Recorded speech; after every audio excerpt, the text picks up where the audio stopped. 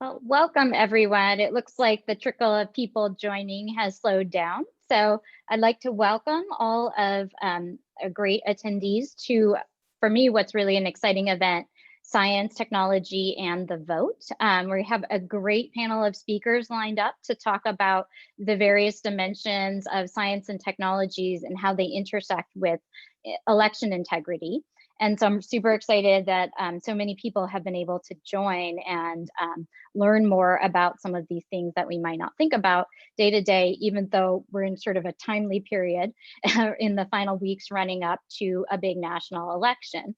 Before we get started, though, I'd like to talk to you a little bit about the two organizations that are co-hosting this event. I'll start. My name is Arti Garg. I'm the founder and chair of Engineers and Scientists Acting Locally.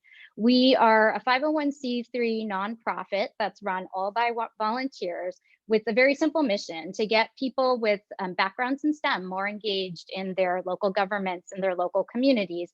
So this is part of our effort to help you understand what are some of the important things that your local government does that if you have a technical background might be of interest to you that you might not think about. So I encourage you to come visit our website. We have a lot of offerings. We write a blog to highlight people who are doing interesting things in their communities and with their governments. We have a lot of resources available online. We run events like this, and we also run skill building workshops.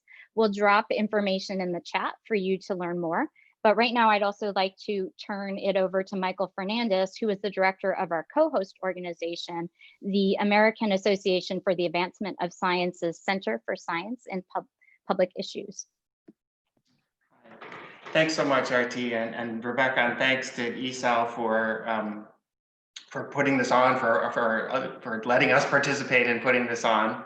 As RT said, I'm the director of the AAAS Center for Scientific Evidence in Public Issues, the Epicenter. We were launched in early 2018 to promote the responsible use of science in public policy. You know, sometimes science is undervalued or dismissed, but it's also can be difficult for policymakers to access or understand. So we provide scientific evidence in ways that are clear, concise, and actionable.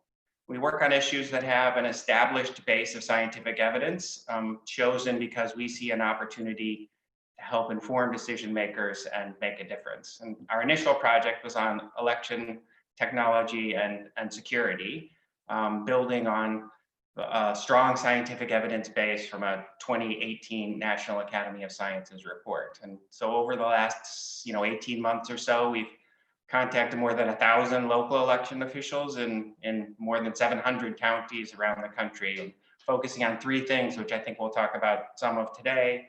Sort of the voting technology and the insecure paperless electronic voting machines, statistically sound risk limiting audits, and sort of the future of voting, and in particular online voting. I'd also just like to say we're always interested in hearing from the scientific community. So I would welcome you to reach out to suggest issues and opportunities for us to consider, and to think about ways that we can help you as you engage in your communities. And I'm really, very, very happy to be doing this with ESAL, and we're really supportive of the mission there, and we hope that we can help by providing that kind of evidence that you can use in your local communities. So with that, I am going to turn it over to Rebecca, back to RT, and we'll get started. Yes, thanks, Michael. So just real quick, I'm going to hand it over to Rebecca, who has really been the brains behind this event. Rebecca Mant is a volunteer with ESAL's virtual events team. She's also a sixth-year grad student at the Harvard School of Public Health. She's done a great job putting this event together, and she will introduce our panelists to you. Great, thank you. I want to echo everyone's thanks, both for our really wonderful panelists. I've been saying all week that I'm personally super excited to hear what they have to say, and thanks to all of you for joining. So I'll start by introducing our three panelists.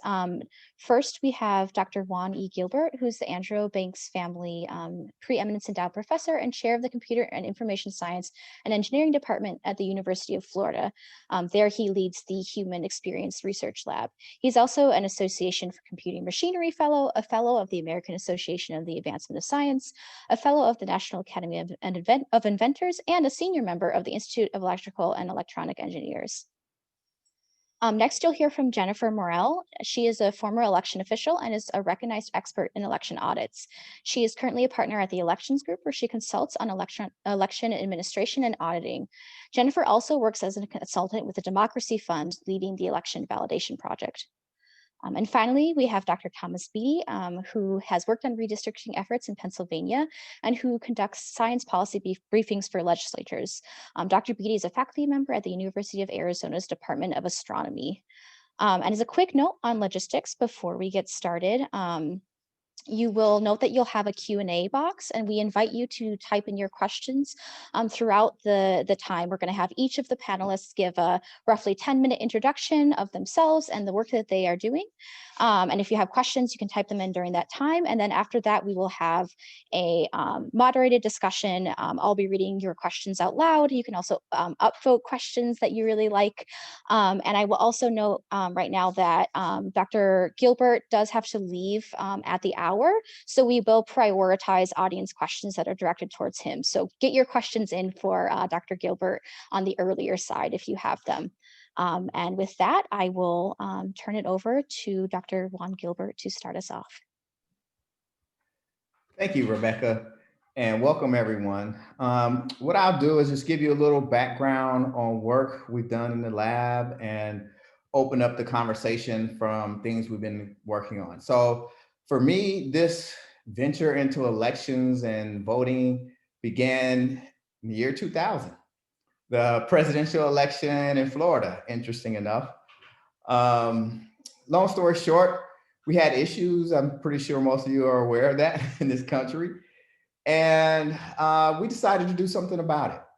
So my lab, we got together and we built a voting system. It's called Prime 3, that's Prime Roman numeral 3. And this technology is open source and it is accessible. It has a universal design.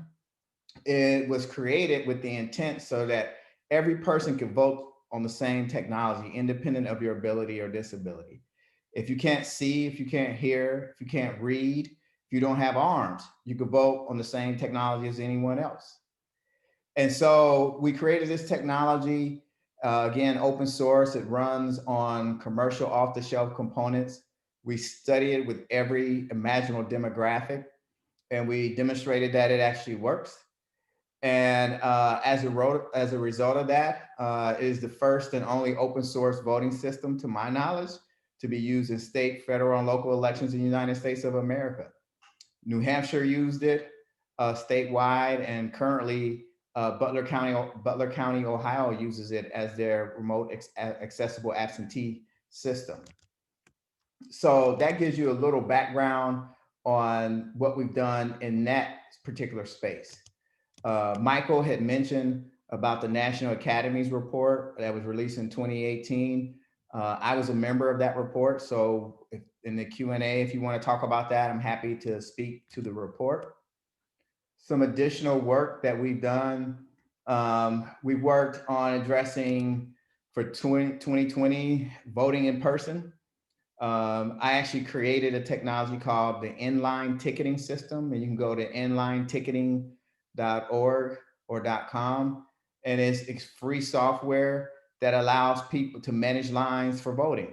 So the idea of the line forms, the poll workers could print off tickets that have a QR code and a date timestamp for when you to come back in the line. So you could disperse and come back at that specified time to vote. So you don't have to stand in line. We also took on remote voting, meaning voting by the internet. It's not quite the way you would imagine. So based on our report, dealing with the National Academies report. And I'll say this, and I'm happy to get into discussion about it. Given the current state of technology, there is no known way to secure a digital or electronic ballot, period.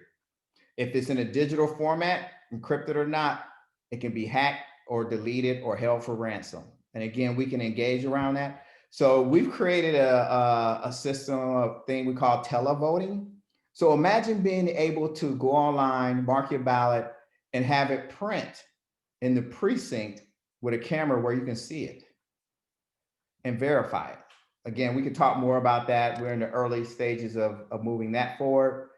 And we're also working on signature verification during absentee. That's an issue where when you're voting absentee, you sign your signature and it goes back and it doesn't match. And that's a problem because now they're not counting your ballot.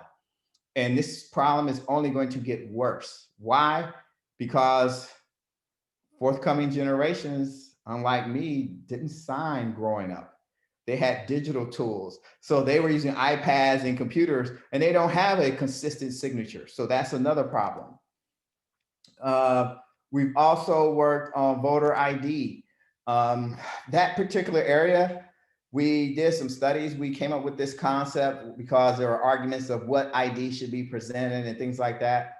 So we said, let yourself be the ID. What if you could go and you say your name and address and they record a video clip of you saying that and then play that back to confirm it is you the next time you come. So if I'm going to impersonate you, I have to look like you, sound like you, know your name and your address. We actually studied this and we compared this against people using a photo ID versus just a voter ID with no picture. And what we discovered was that the people doing the study played the role of poll workers and had to make a decision if they would allow a person to vote given the credentials they were presenting. And what we discovered was that photo ID versus voter ID, they couldn't distinguish. Essentially, there's only two groups of people who can detect fake ID. Those are college bar bouncers and TSA. Outside of that, you can't do a good job given current technology. Furthermore, we discovered if poll workers are honestly looking at particular materials to really say, is this really you looking at the picture? There was one group that was disproportionately disenfranchised if you really look at the picture. Women. Why is that? Women were more likely not to look like the picture on the photo ID than men. So if you really use photo ID, you increase the likelihood of disenfranchising women. And again, we could talk more about these things. The last piece of work that we're doing that I will introduce, I'll tease this because we're in the middle of developing a new voting machine. So we plan to have an announcement. We won't be in time for the election, but we'll have an announcement of a new voting technology, a new way of voting early in 21. So with that, I'll say thanks, and I look forward to the discussion.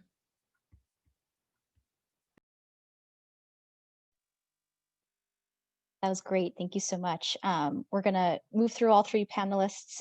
So we'll next go to Jennifer Morel. But as a reminder, if you would like to be typing in questions during this piece to the Q&A box, please feel free to do that. And Jennifer.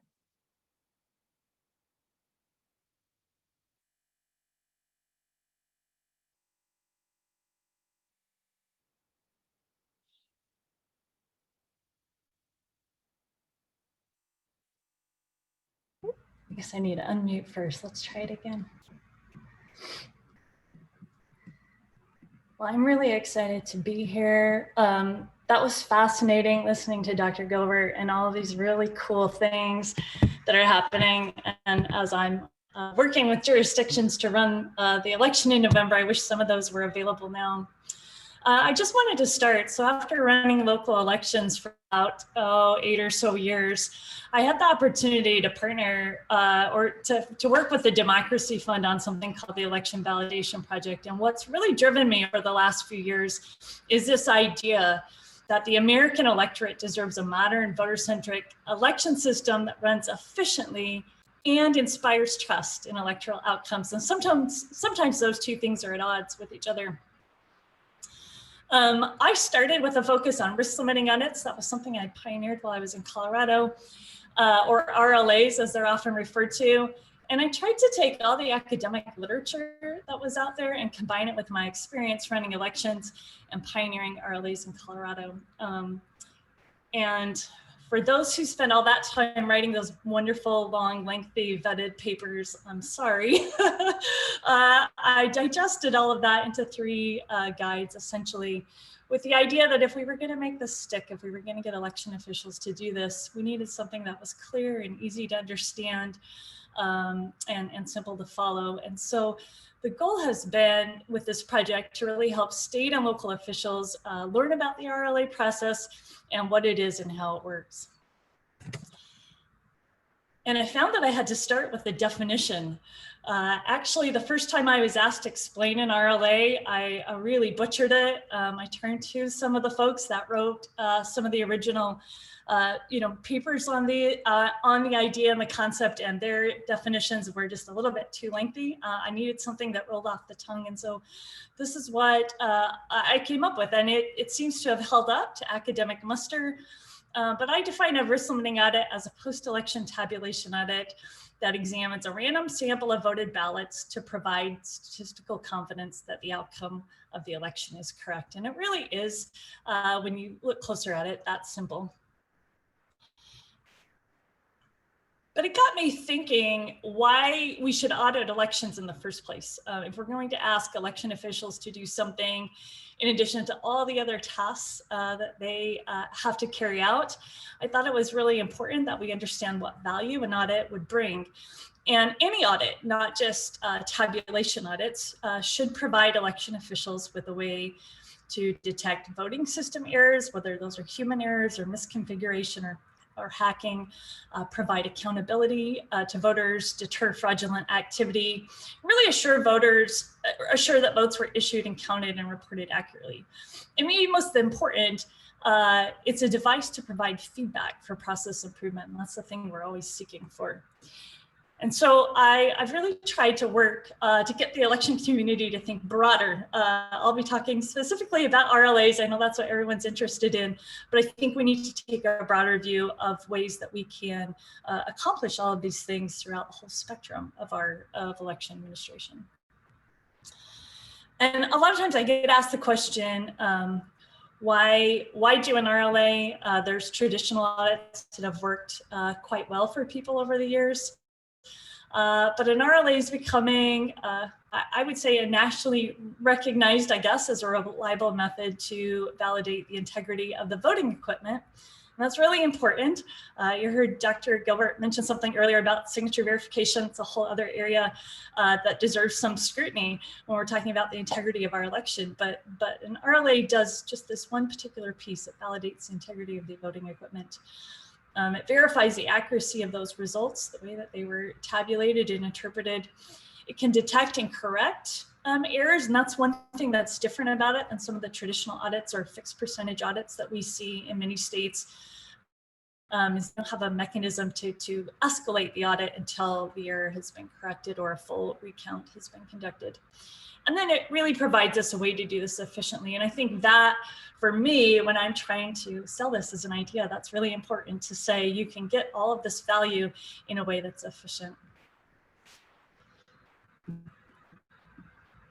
So we're just real quick going to run through RLA is really a risk limiting audit. It's really like a methodology. And within that, there are different methods for conducting those. I'm just going to quickly talk about 3 of the primary methods that we see, although there's been some really interesting work and some hybrid methods where we can combine some of these. So the first is a ballot comparison audit where specific ballots are identified and retrieved. And the audit team examines the ballots and they enter voter markings for an audited contest, exactly the way that they appear on the ballot. In some cases, especially with hand-marked paper ballots, it might require the audit team to make decisions about voter intent. Sometimes voters don't always mark the ballots exactly the way the instructions outline. And then we use RLA software to compare the voter markings entered by the audit team to the cast vote record, or the way that the voting system interpreted those votes. And the audit is looking for discrepancies between the two. And this is really the most efficient type of RLA.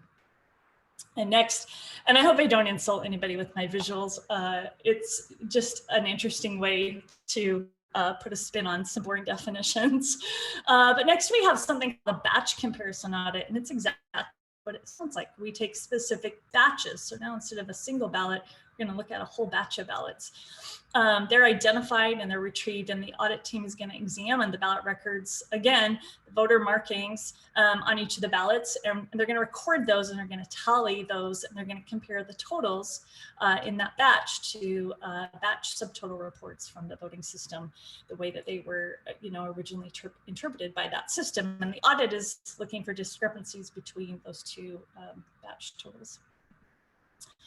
And the last one is ballot polling, and it's exactly what it looks like. It's like, thrusting your hand in and grabbing a handful of jelly beans to make some decisions about the whole bowl of jelly beans. This is probably most familiar to those of you that have some background in statistics. The audit team examines individual ballots still are retrieved. The audit team is going to examine, again, that ballot and record the voter markings. This time it's more of a hand tally. And what they're looking for is, once those are totaled, they want to see that the margin of victory for the winner as compared to the margin of victory that's originally reported sort of skews the same. So the audit is looking for a similar or a greater margin. All right, so why does that matter? There's these three methods, and you think you would just choose the most efficient, which, as I mentioned, is the ballot comparison method. But really the technology drives, and the way that and where votes are counted really drives the method that will work. And I won't go through this whole table because of time, but I think you'll see that efficient method can only be done when ballots are scanned at a central location. And that's why it works so well in a state like Colorado, where a majority of ballots are cast by mail, and the rest that are cast in person are brought back and scanned in a central facility, which is why this is kind of an exciting year for thinking about pilots and things like that, because we have a lot of mail ballots being cast, so kind of exciting. But what's important to note is that for jurisdictions, for states where a majority still are cast and counted in person in an individual polling location, those other methods work well. It just requires that we sample a larger number. And here's just some pictures just to see what this looks like in practice. Those of you that are thinking about how can I take some idea or some technology that I'm working on and make it real for elections, I will tell you, I think we hit gold when I decided we were going to call the first RLA a pilot in New Jersey. And part of that was I was trying to shield them from scrutiny and really provide them with this comfortable environment where they could really learn how the process worked and not be afraid of making a mistake. So instead of calling it an official audit, we said, hey, we're going to just pilot something. It's a chance for you to learn how this works. And it quickly caught on. And now we've seen pilots in Washington, California, Nevada, Georgia, Michigan, Ohio, Pennsylvania. And of course, Rhode Island now does this as their official, the official way that they do a post-election audit. So it's kind of exciting.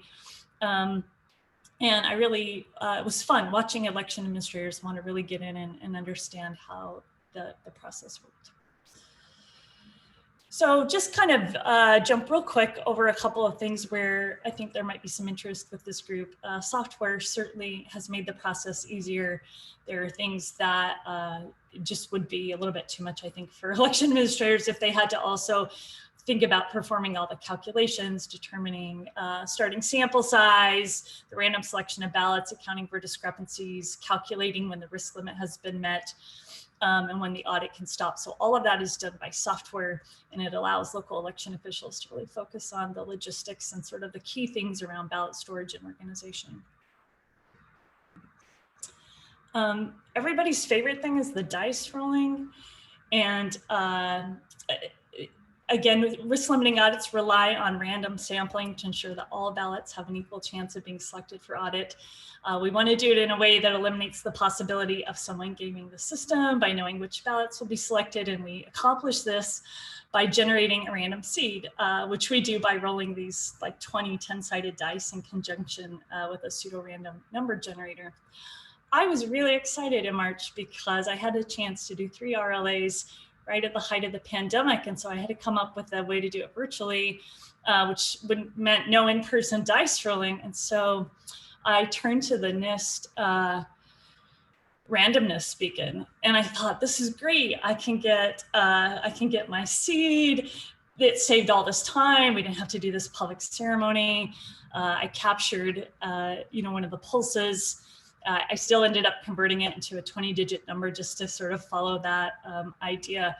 And let me tell you, people were mad when I threw that out because they really, really liked the dice rolling. It's like the only fun, interesting thing about the whole audit. So I think that's here to stay, but I just thought I'd throw that out because I thought it was kind of interesting way to rethink how we do that. One other thing for the audience to think about is when we're talking about doing these types of audits, preparation is really 80% of the work, and it's all about creating a documented plan for tracking and organizing these ballots and labeling everything and having really thoughtful storage. And one of the things I've seen in the course of doing the pilots is some interesting technology. And I'll just highlight San Francisco. They do an amazing job out there running elections, where the worker has a barcode on their badge, or a badge, and each tray of ballots is barcoded, and basically they can track in real time where everything is in the system and who has accounted, accounting for it. It's this full chain of custody with date time stamps, and it also gives them time studies. And so I see a lot of opportunity for that as a way that like technology could really benefit. Election administration is sort of figuring out how to give every office that same technology and not just make it exclusive to well-resourced offices like San Francisco. And I'll just real quick add a note about ballot accounting. It's really important. I won't spend too much time on this, but again, there's this opportunity I think that we're missing. We talk about the foundation of our audit is that audit paper trail, and we want to establish this strong chain of custody and ensure that votes have not been dropped or lost or added. There's ways I think we can do that right now. For the most part, in election offices across the country, it's done through paper reconciliation forms that require human beings to fill them out correctly and do the math correctly, and that can be challenging. So there's opportunity there. I'm going to have another report coming out on this probably the next few weeks to maybe a month. So if anybody's interested in doing some work around that, let me know. There's a lot of potential there. And then I'll just kind of end with this. I wish I could talk about I had time to talk about all the really cool things that have been happening where science and technology have made a huge impact on election administration this year. Certainly there are other types of audits, as I mentioned, if we think about the whole spectrum of election administration, where we really should be pausing and looking or validating things that are happening. I'll just sort of point to, in the interest of time, the very last one on my list here, and that's resource allocation audits. I've had a great opportunity to work with a team from the University of Rhode Island called URI Votes, where they can take log files from the e-poll books and from the voting system and look at turnout data and do simulation modeling to help determine, do we have enough poll workers? Do we have enough voting machines? Are they spaced correctly? Could we space them differently? Certainly COVID has had an impact on that as well. And they've been able to help election officials sort of think about the way they're laying that equipment out so that it's both safe and efficient. So really, really exciting things happening. Yeah, I wish I could talk about all of these, but just exciting, I think, to look forward to the future and what science can do to really enhance what has been, I think, up until the last few years, pretty just sort of manual, very paper-based. Paper is good for ballots, but paper-based in terms of administration, a way of conducting elections. With that, let me stop sharing.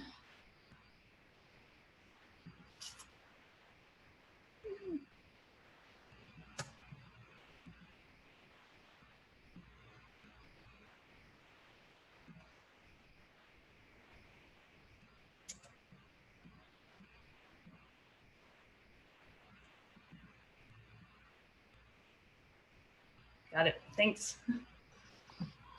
Awesome, thank you. I love those visuals, especially the jelly beans. And finally, we'll go to our third panelist, Dr. Thomas Beatty. Right. Thank you, Rebecca. Yeah, thanks for organizing this, and thank you, Artie and Michael, for helping to put this together. So it's a pleasure to be here. It's sort of late morning out here in Arizona. We finally are getting below 100 degrees, so it's another beautiful day in paradise. It's really a pleasure for me to be here because I'm an astronomer at the University of Arizona. That means that most of my time, as I'm sure all of you know who are scientists and engineers in the audience, is spent up doing science, doing grant proposals, it seems like all the time, but also trying to write papers and actually do my research. So my interaction with this is really not in my professional capacity. This is something that I do sort of on the side from my job. And that's what really I like to talk to you all about today, is really the idea of how easy it is to get involved in election security and local politics, and the role that you can play as scientists and engineers in local things without having to devote your entire life or reorienting your career towards working on these issues. So I think Rebecca mentioned in the introduction that when I was a postdoc at Penn State, I used to work on redistricting efforts there. I'll just give a brief summary about redistricting because I do think it's fairly important. You all probably are aware of the phenomenon of gerrymandering, where congressional districts have been drawn to optimize the voters that are present in those districts. The vocabulary that people use is either packing or cracking, where you try and combine all of one, say all the Democrats into one congressional district, so you get more Republican districts, or you split up the Republicans so they can't vote and you get more Democratic districts. And I want to say at the beginning that redistricting is really a nonpartisan issue.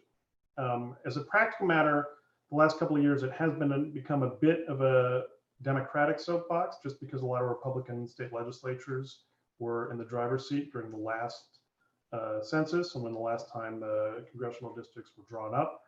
But we're going to do this again in about a year, and the power balance is presumably going to be completely different than it was 10 years ago. And it's really, this happens every 10 years, and the shoe's going to be on one foot one time, the shoe's going to be on another foot the other time. So it really cuts across both ways. As a good example of the role that scientists and engineers can play in this, there's a recent, well, less recent Supreme Court case about redistricting that happened about 2 years ago, where the Supreme Court had previously stated that they would consider redistricting cases if there was an impartial and fair way of judging if any of these gerrymandering practices had occurred. And so there was a group that came up with a way of sort of gauging the number of wasted ballots in a district. And mathematically, it's not a very complicated process. If you've done multivariable calculus, you are fully capable of understanding what's occurred here. So they instituted this, and this case went to the Supreme Court. And the problem is that from the perspective of the Supreme Court justices, who are incredibly smart people, but are, I don't want to use this pejoratively, lawyers, they wanted something that they could understand. And to them, a mathematical process, this involved, running a Markov chain Monte Carlo at one point to try and estimate what the vote losses were. To them, an MCMC process like that is this incredibly opaque thing that just seems like a black box. To me, I literally use MCMC processes every single day. It's not, you can code it in 5 lines of Python if you needed to. It's not a complicated event. But to them, who don't have a lot of experiences with it, it is not something that seems very simple. And so there's a lot of area for people who are acquainted with these mechanisms to explain this to people. And that was really what I did when I was in Pennsylvania, is I worked, volunteered as one of the speakers for Fair Districts Pennsylvania. So I gave talks sort of around Pennsylvania about fair districting to various groups. Usually the attendance was pretty good. The best one I had was, it was me, the person who organized it, and the local state legislator who were sitting in the audience. That had the virtue of, I was able to really talk directly to the person who was interested in it, but it was probably the weirdest vibe out of all the presentations I gave. But I mean, I think we as scientists and engineers have some advantages here, in that one, like, we understand the mathematics behind this, but also two, if you go to conferences and if you give seminars, as part of our jobs, we do public speaking fairly regularly. You know, I have given professional talks in front of an audience of up to, 1,000 people. I've given it in front of an audience of 20 people in a lunch seminar. And so that, I think, is a skill set that we can also bring to it, that I tried to bring to redistricting as well. I'll just talk a little bit about how I got into it, just to talk about this. Because I was a postdoc when I volunteered for this, and as I'm sure all of the postdocs and grad students know,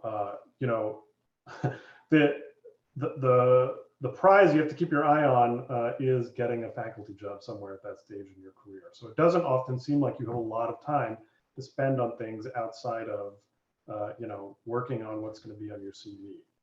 But I, went to one of the Fair Districts Organizations meetings that occurred in 2017 and just signed up and started going. And it really actually doesn't take a lot of time to participate in things like this. I gave these talks, but I did, maybe one a month, one every 2 months, on the weekends. It was not actually a big time sink. And it's also very important to say that a lot of things, when I went to this first organizational meeting, there were probably 200 people that packed into this community center that were interested in doing this. And there were, I think, maybe 10 of us on the outside that actually stuck with it. A lot of these local organizations like this, you get a lot of interest on the ground, and then when it actually comes down to it, not a lot of people drop off. And so just showing up is a major part, and you don't have to do a lot. You can just show up and, do a couple hours every weekend, once a month. And that's very helpful for a lot of these organizations, and very helpful to demonstrate also to the local legislatures and politicians that, people are interested in this. I had, to a certain extent, something of a hook that I said, look, I don't do this professionally. I have a complete other gig that I, try and focus on. This is what I do on my spare time. And that really, in some ways, can highlight how important it is to you as, one of their constituents or as one of the local participants. One of the other things that I've also done, just besides the redistricting, is I have worked with the AAS, the American Astronomical Society, which is the Astronomers Professional Association. And they do legislative visits to Capitol Hill. And I've done that 2 or 3 times now, gone and visited congressmen and senators and just talked about, things that are very focused on astronomy, like NSF and NASA funding. But I bring this up because there are also mechanisms, if you are an astronomer, if you are, a geophysicist, there are professional organizations. There's the AAAS with Michael. There are a lot of professional organizations for scientists who do these sorts of organized public outreach that often can be very easy to hook into if you're so inclined. So I recommend everybody in the audience who's interested. That's an excellent way of getting involved, besides just getting involved with your local organizations in your state. I think that's most of the points I wanted to cover. I'll just, again, I just wanted to say it really showing up is half the battle here. And it seems like, I tell my graduate students that, when you're in graduate school, you don't have a lot of free time for things, it seems like. And when you're a postdoc, you have even less free time.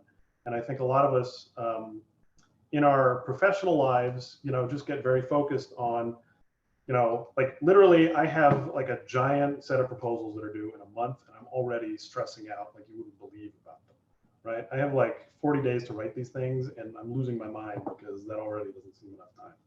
But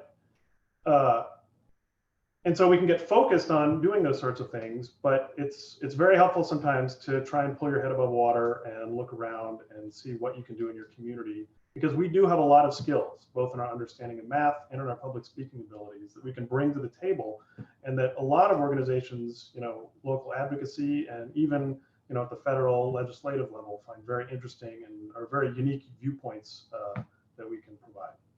So I'm happy to take any questions, and thank you.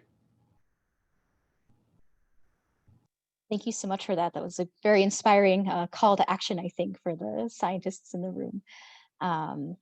So we're going to go into the Q&A portion of this, and just encourage people again to be using the Q&A chat function to do this. And as I mentioned, for those who logged on a little late, Dr. Juan Gilbert will be leaving in 15 minutes. So we're going to prioritize questions for him at the beginning of this discussion. And all of the panelists have also graciously agreed to answer follow-up questions by email as well, in case you don't get your questions answered.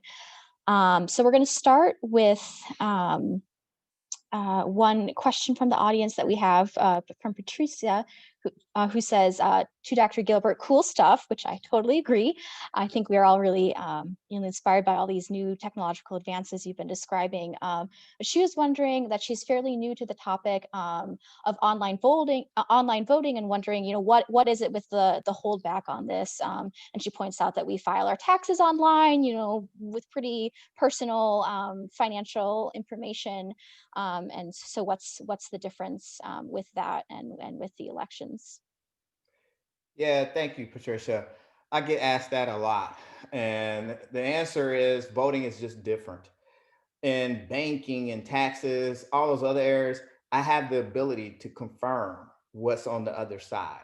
If I put $1 in my account, I can go verify the dollar actually showed up. And I can do that verification every day, multiple times a day. In voting, the design, the intent is intentional that you cannot have that connection. Your ballot is private. You cannot tie a human being to a ballot. It's supposed to be completely anonymized. By that definition, that makes online voting a different area, which means when a ballot is submitted, it cannot be attached to a person. So you can never go back and verify that. So if I change that before you submit, you never know. That's the problem. There's no way to verify that if it's in a digital format, as an example. So that's the difference. Great. Yeah, thank you. So that's why the emphasis on paper. Right. That's great. I have a question that I think is probably on a lot of people's minds. I think, others may have ideas on this, but I'll ask Dr. Juan Gilbert again.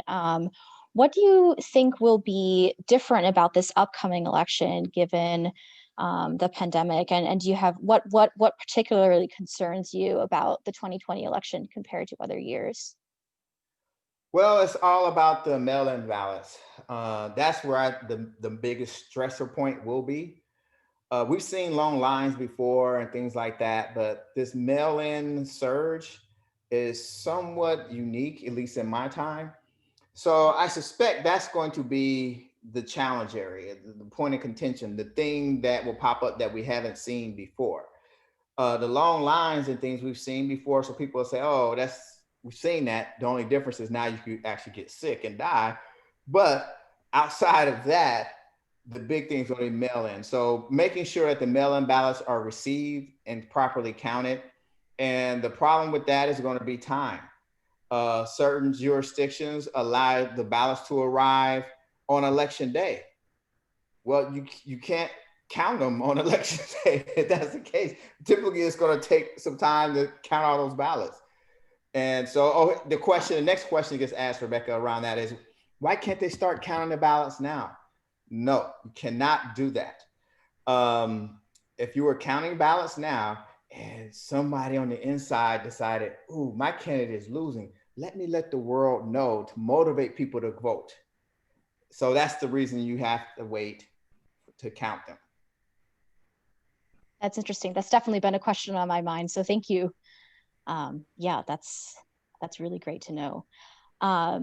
Another question was, you're talking about all of these really new, neat sounding technologies. Can you speak a little bit about your experience working with local government officials and how receptive have they been to these new technologies, and what are some of the biggest barriers that you've come across to implementing them? Well, that is a great question. And the barrier is election officials are trained to do election work, not technology. They're not technologists or trained to be technologists. So you have a gap. So for example, the Prime 3 system, the nation's largest voting machine manufacturer is ES&S. ES&S created a machine called the Universal Express Vote. That machine, if you look at it, is modeled after Prime 3. So the best thing we could do is try and get voting machine manufacturers and others to put this technology out there. It's hard for the election administration folks to manage all this technological infrastructure with all the risk and issues, and that's not their training and their background. So that's the biggest hurdle in transitioning out of the lab into the real world.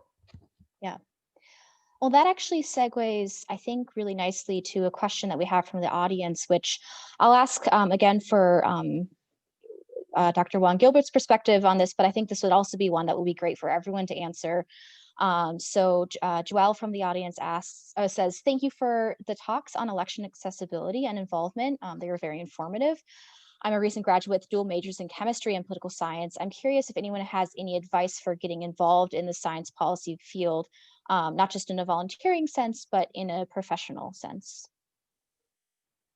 I think Thomas could answer that pretty well. From my perspective, you have to figure out where you want to be in that spectrum. Okay, so if you're a recent graduate, are you going to go to graduate school? If you're going to do graduate school, then what you need to do is say, and this is just my advice, I would say if I'm doing, in her case, if I'm studying, I don't know, chemistry at the PhD level, are there particular issues in chemistry that are relevant to policy? And the best way to get that, smile, Michael, is look at AAAS. They have a whole section on chemistry and people who work in that domain. I would go look and see what are the particular problems that are there, and that will help you find ways to engage. Yeah, that's great advice. Jennifer, it looks like you have something to add, and we'd love to hear from you on this too. I would. And actually, Dr. Gilbert's right. Technology is playing a bigger and bigger role in election administration. But fortunately, at least for some of the larger offices and the better resourced offices, they are trying to hire people and are in fact hiring people with a lot of diverse backgrounds. So we're seeing a lot more folks coming into election administration with a background in data analytics, a lot of work around like UX, good user interface, accessible interfaces, that sort of thing. Sort of kind of close to the redistricting.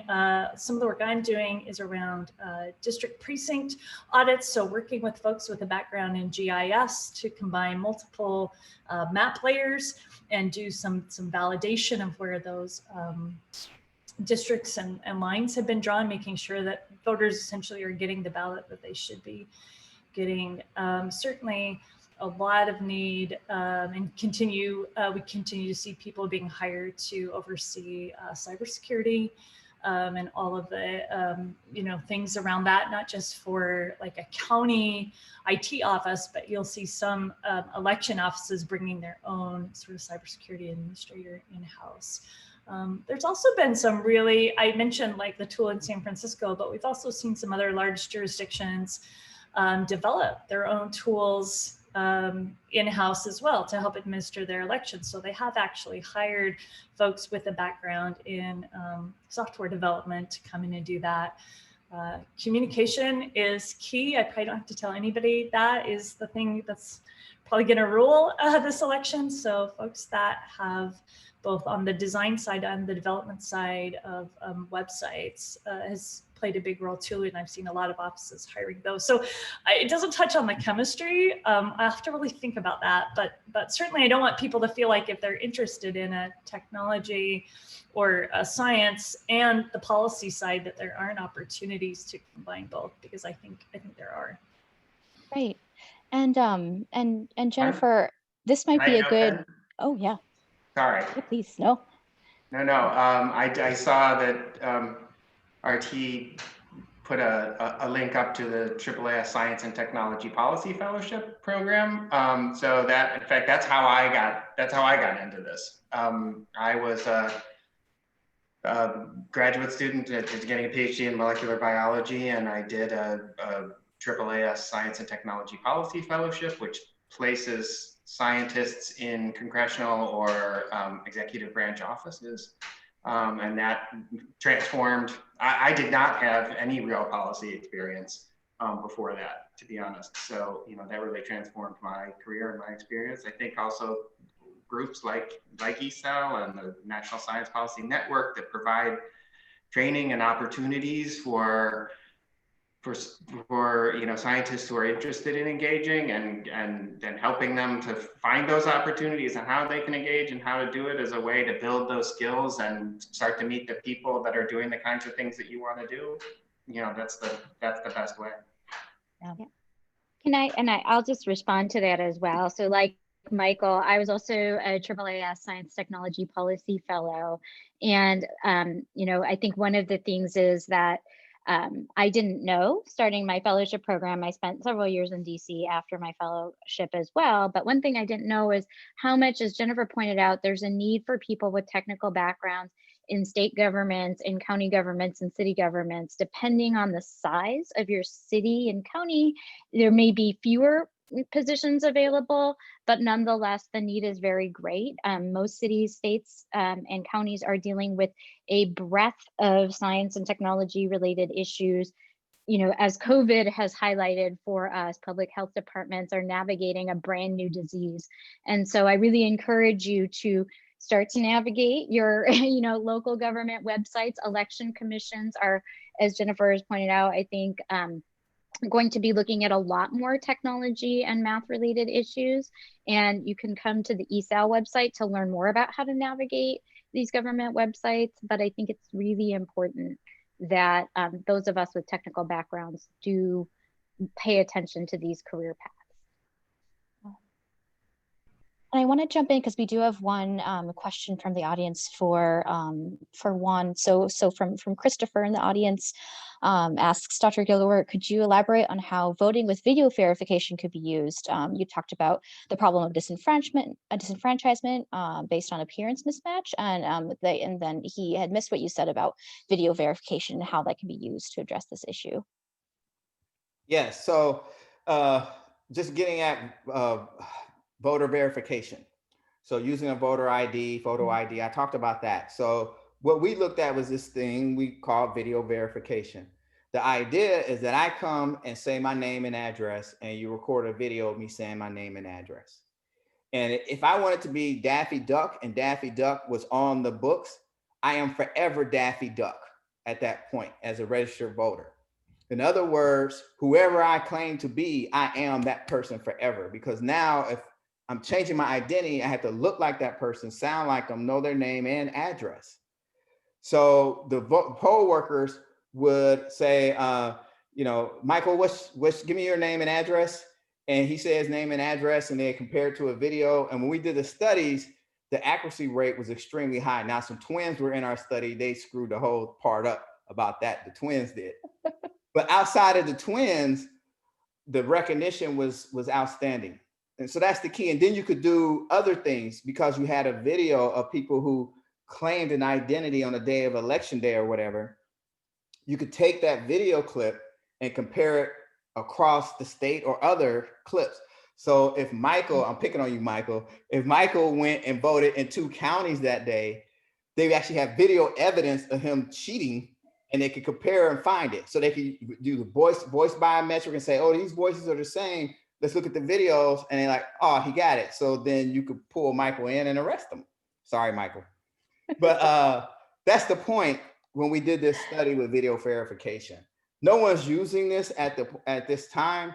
We were doing this as a way to say, if you don't have ID and you don't want to argue about what's a valid ID, use a biometric, use the person standing there as the ID. That was the point in doing the video verification. Great, thank you. We have another question from the audience around from Joan around addressing the ease of access to ballots.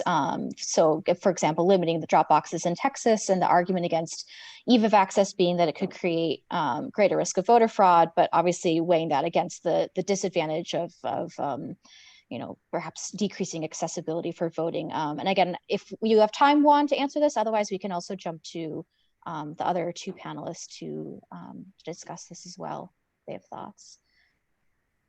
I got to jump off. Yeah. But again, you can email me questions. It's a pleasure to be here with everyone. Thanks, Thomas, Jennifer, and enjoy. Thank you so much. Rebecca, I'm happy to answer that. Awesome. And then, yeah, Thomas, I'm sure you might have some things to answer or add to it too.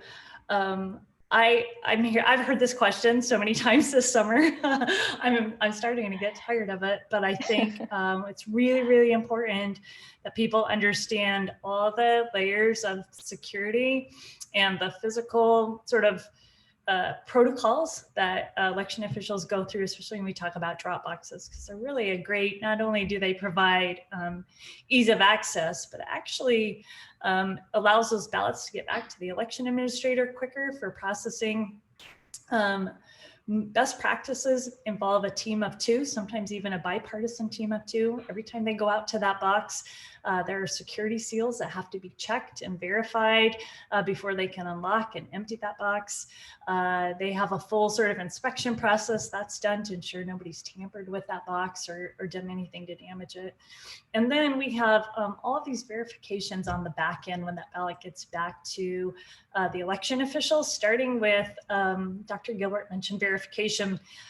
More than just verifying the ballot, we actually start by verifying the individual that's going to be processing the ballot. They have to provide credentials, password, two-factor authentication. They have to have administrative access to even process that or check it in or enter the information around it. And then we verify the ballot itself through a lot of different mechanisms. We mentioned signature verification, but there are also states that require, completing a declaration or getting a witness or notary or things like that. And then there's a verification around the ballot itself. So those ballots often have time marks or channel marks or QR codes that are proprietary to the voting system that the ballot was created on. That would mean if you were trying to scan something that wasn't created by that voting system would reject it and require a human being to inspect that. Voting system's also expecting that ballot to be of a particular size and paperweight. And again, you would have to replicate that exactly across all jurisdictions in all states if you were going to try to, fraudulently get ballots through that way. And finally, we're seeing a lot more election jurisdictions utilize, intelligent mail barcodes, which doesn't necessarily help with the ballot drop box, but it still provides a way to sort of track when that ballot left the printer, when it was delivered to the voter, and give that voter the reassurance that it's been received by the election office. And if they happen to go the route of returning it through the USPS versus a drop box, and there's some other visibility, some data there to give greater visibility. But I think the important thing is, I don't mean to rattle all this stuff off, but it's not just as simple as people think. It's not just like a box and in goes the ballot and we're done. It's a well thought out, well vetted process with a lot of layers. And that's really the key to anything we talk about around election security. There's no one single thing, not even risk limiting audits. There's no silver bullet. It's layers of security, layers of vetting, layers of review, layers of validation that provide the integrity that the election is conducted correctly. Yeah, no, thank you for that great explanation. I think that's something that has generated a lot of confusion and sort of tension. And so it's great to hear all of that explained so clearly, which is actually a follow-up from the same audience member who says, you know, they're with you on this, but how can we really communicate this information to the public? And you talked a little bit earlier about the importance of communication. So can you speak a little bit about that and about sort of best practices for really getting this message across? Yeah, well, just again, conscious of time, I did some work with the Stanford School of Design, and they have a whole bunch of really great quick videos. I think it's called Healthy Elections. I'll try and drop the link into the chat here in a second. So that's a good starting place. And then there are other, I'll put a couple other links to some resources, but thanks, Joan, it looks like who posed the question. It starts with people like you, like understanding how it works. That way you can share that information with your friends, family, and neighbors, or point to them when, point out when they are reciting misinformation or myths. Yeah, and Thomas, do you have anything to add on that, since that's, you know, really been a lot of the work that you've been doing is communicating across different audiences? Yeah, well, I have maybe a story that will come at this from a slightly oblique angle, which starts from one of my brothers is a tax lawyer for the IRS. And recently there was a very highly rated post on Reddit that was describing how you could game the tax system by you know, creating this piece of artwork that's super cheap, getting someone to appraise it, say it's worth $10 million, and then you can use this as a tax write-off by donating it to a museum. And my brother, who, you know, literally works on this stuff, was like, no, actually, you know, the IRS is filled with people who all, well, you know, they spend their whole day thinking about how do we deal with schemes like this. But of course, according to Reddit, this was the greatest boondoggle in the history of boondoggles. And I think, you know, what Jennifer was saying about, you know, this sort of the onion layer of security, there are a lot of very, you know, intelligent people who work on these issues and, you know, try and work through and think through what can happen. And a lot of that nuance is unfortunately lost on the internet. And a lot of, you know, I think as we all know, a lot of communication is just trying to not compress things down into a 30-second or, you know, like a little meme you can show on Reddit, but actually discuss, you know, no, there are actually, you know, laws and regulations and a lot of effort that gets put into this that aren't just 3 lines on r/all. Yeah, no, that's great. Rebecca, I just also want to share that there's a couple links in the chat from ESAL and also from the Epicenter about more information. I think that, you know, to Jennifer's point, the more that you can share with people in your community, hopefully your friends and family trust you. And so getting that information vetted through sources that people trust, I think is a really great way of disseminating this type of information. And we've just dropped a couple of resources that are curated information to help you level up and understand what these things are, so you can talk to people in your community and talk to your family and friends. Yeah, definitely.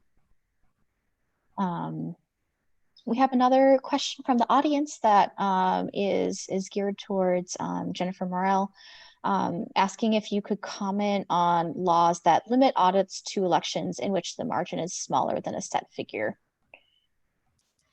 That's a really great question because it is, I think you're conflating 2 things, but that's actually great. And I'll tell you why. As I'm sure all of you are aware, elections are conducted, have different laws and policies across all 50 states.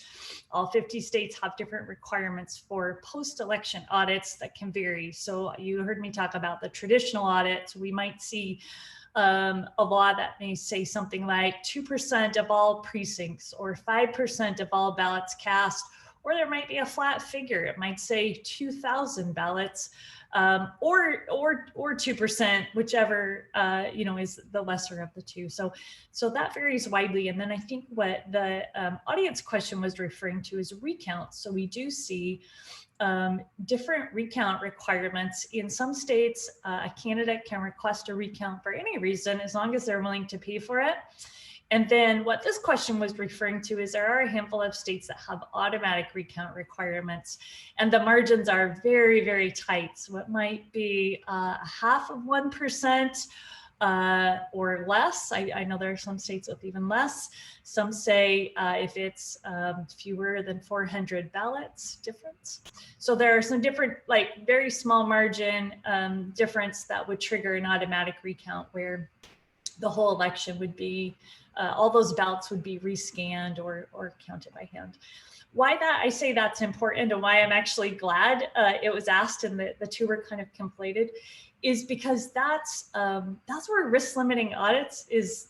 That's the beauty of them is as you're doing the audit, first of all, that audit, the sample size does vary with the margin. So the wider the margin, the fewer ballots we have to look at to reach that level of certainty that the outcome was correct. The tighter the margin, we want to look at more, we want to examine more to reach that level of certainty. But if in the course of doing the audit uncovers discrepancies, by nature of the way the RLA was built, we enlarge the sample size. So if we don't meet that level of certainty because there are so many discrepancies, we have to draw a bigger sample and a bigger sample until either we meet that level of certainty or we've done an entire recount. And it's one of the most difficult things I've found in talking to policymakers is to help them understand how the math behind this can actually help them sort of change those recount requirements and roll that in as part of an overall audit and do away with exactly what the person posing the question asked is why are we only limiting recounts to, you know, a certain percentage. So I hope that answered the question.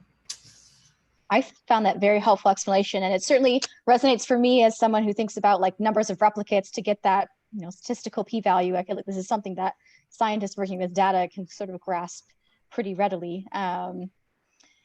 We have had another question in the chat.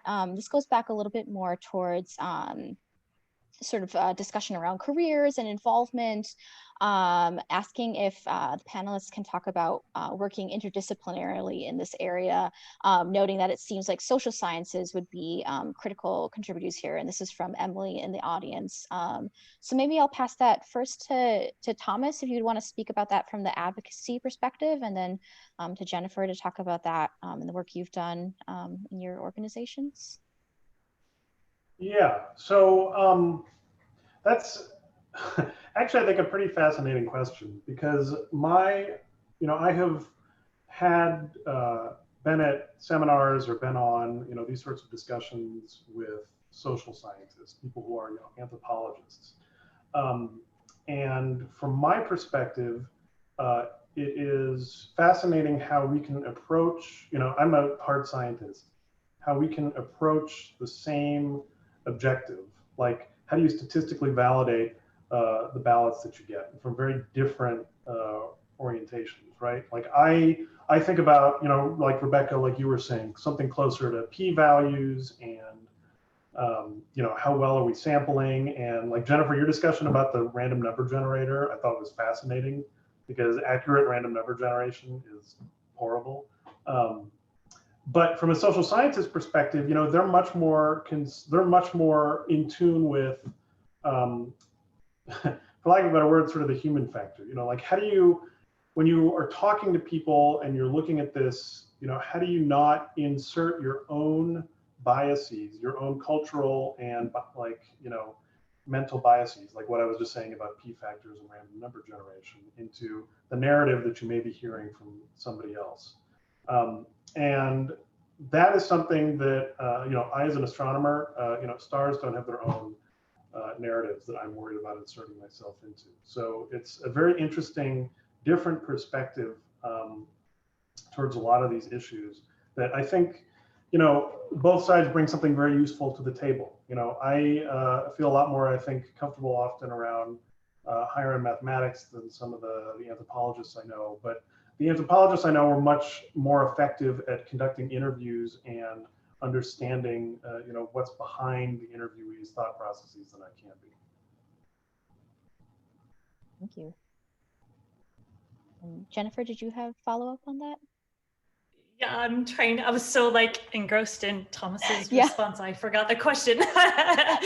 Social science. And Yeah, the intersection of the two. Yeah. Yeah. So, you know, I mentioned the URI project, and that's probably a good place to start because we have these mechanical engineers doing this modeling, and they pull in all of this data and run these simulations. But the one thing that we can't do, or they can't do, is we don't know how to predict voter behavior, right? So we can make some guesses about, especially this year, are voters going to return the mail ballot they requested, or are they going to come show up in person? And that's going to have a huge effect then on those models, right, in terms of resource allocation.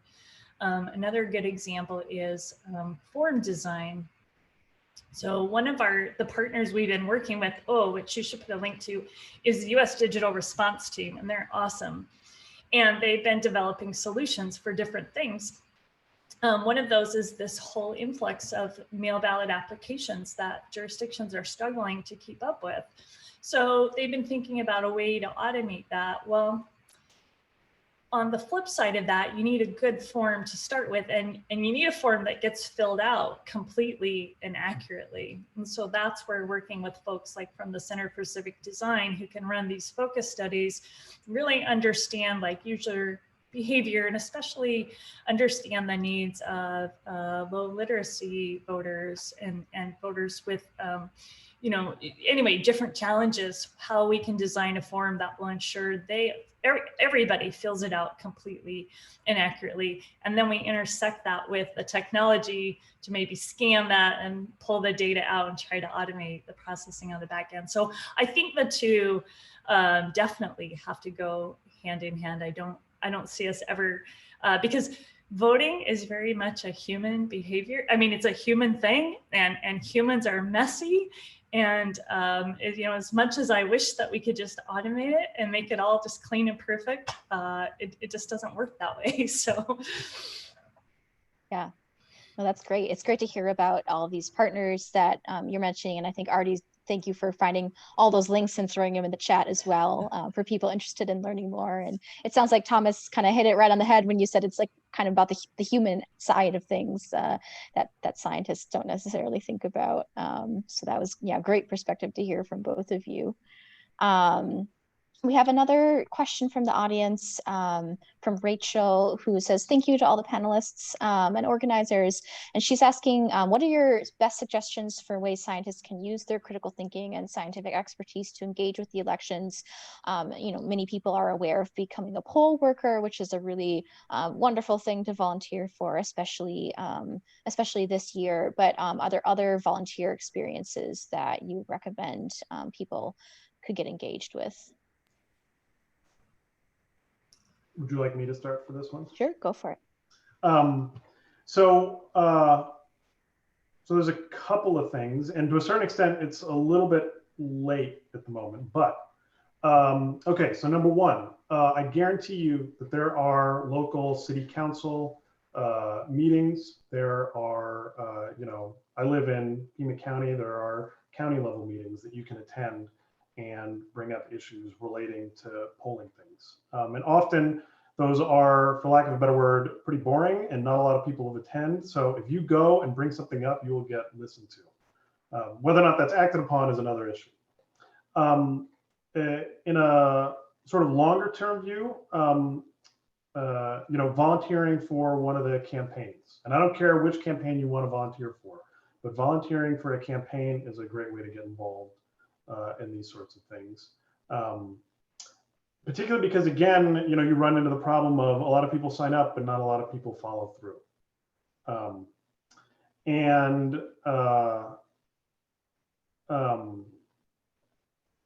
You can also volunteer more, you know, sort of more in detail with the actual campaign staff. Like when I first graduated from college, volunteered for a Senate campaign where I was the one guy who understand computer databases. So I did their campaign finance stuff. There's a lot of stuff that we as scientists and engineers, you know, understanding computer languages or know how to use Python to, you know, troll through a set of spreadsheet values to look for duplicates is one very specific example. that seem to other people as these magical things that they don't know how to get computers to do. So volunteering with campaigns can be very helpful. It's a little bit, as I said, late for that, but city council, like local municipal meetings and stuff, is very important. I'd also, just as a general, very general comment, highlight the importance of reading a lot. So I think as grad students and postdocs, hopefully your advisors or people are telling you that you should be reading papers, which is definitely true. But you should also be reading, I read probably, I read like the New York Times, the Wall Street Journal, and the Washington Post every morning, at least skim through them. And, we'll read things like Foreign Policy and The Atlantic and The Economist pretty regularly. And that doesn't get really to your volunteer question, but it does get to just the idea of being, an informed participant in the democracy that we're all a part of. And you can use that when you go to these volunteer opportunities, wherever you find them in a campaign or in your local meetings to, just being informed about the issues is also very important as a way of getting your voice heard, so that when you talk about them, people will take you seriously and understand that you understand what's going on as well. Yeah, no, great advice. Jennifer, did you have anything to add for that? Yeah, all of those ideas that Thomas threw out, those are fantastic. In fact, I actually got started in elections. I was a candidate for city council. I wanted more trails in my community, and then found out they actually needed somebody to help run their elections. So, I mentioned USDR. I think that's actually a really good organization.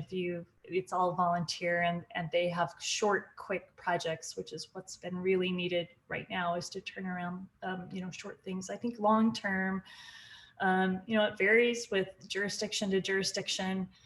But if you have a skill and it wouldn't hurt to reach out to your local office and just see where you can fill a need. In addition to some of the things I've mentioned already.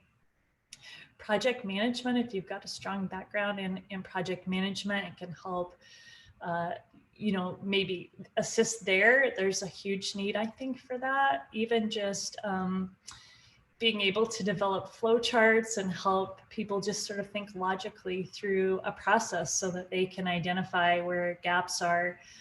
That's a lot of what I would do when I go out to do an assessment of an election office. And I always think I wish I had a person here who I could just stick in and could sit and build, flowcharts around all of these procedures. Definitely the data side, I think we're going to see more and more need for that. So if there's, if you take a look at your local election official or state election official's webpage, and just start looking through some of the data that they do post, you might discover a need or an idea that maybe you could suggest to them that you could, help with. There are definitely jurisdictions.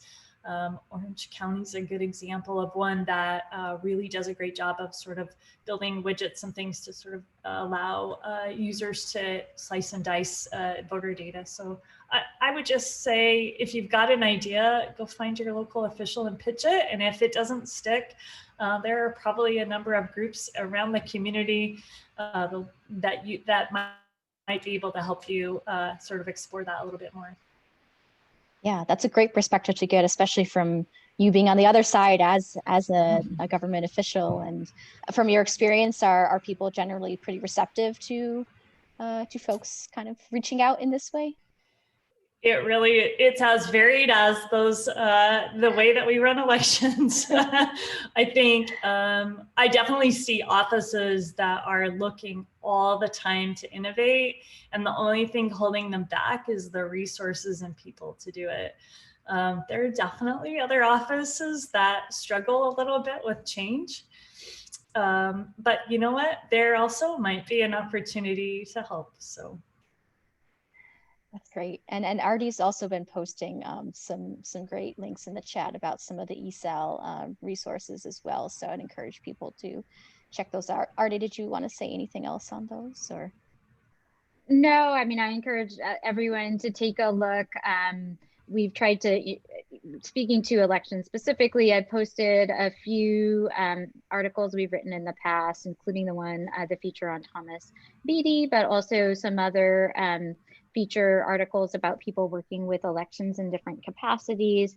And I've also posted some more general resources that we have on our website to kind of get you started on some of the things that both Jennifer and Thomas have discussed, including an interview with the USDR, so you can learn a little bit more about how and why we got started. So yeah, I encourage you to take a look at our website to just find some ideas, and hopefully taking some of the information you learned today, you can sort of put those two things together if you feel passionate about thinking about election integrity. Because I think one thing, and I would love to hear your comments on this, Jennifer and Thomas, is, you know, we've been saying it's kind of late now. We start to think about these issues in the sort of few weeks right before an election, but after this election, all of the, you know, election commissions, as I understand it, will start planning for 2022. And there are things, if you've learned about today, that could make a big difference in that election if you start thinking about them now. I don't know, Jennifer and Thomas, you have something to add there. Yeah, and before I forget, I just thought of one more that I think is important to add. There's a real need for people that understand how to do adult education well. So if you do have a background in education or teaching, or are aspiring to teach, you know, I utilize someone like that, and I've seen a lot of other jurisdictions right now reach out to people completely outside of election administration for help in building public or curriculum and training. In terms of the long term, I agree. I think the other thing too, if you want something you can do right now, is understand the laws that apply post-election and what you can expect as we go from election day to inauguration day and how that plays out. I think everybody having a better understanding of that and keeping a cool head as we might see challenges and some things ahead, I think that can be incredibly helpful. Great. Yeah, that's an important piece to keep in mind. So we're going to wrap up. We have a short survey that we would love for audience members to take. But before we go, I guess Thomas or Jennifer, do either of you sort of have last closing thoughts? Start with Thomas. I'll just say, I think I've hit this a couple of times with the idea of volunteering and, you know, working on local political issues, not as your primary profession.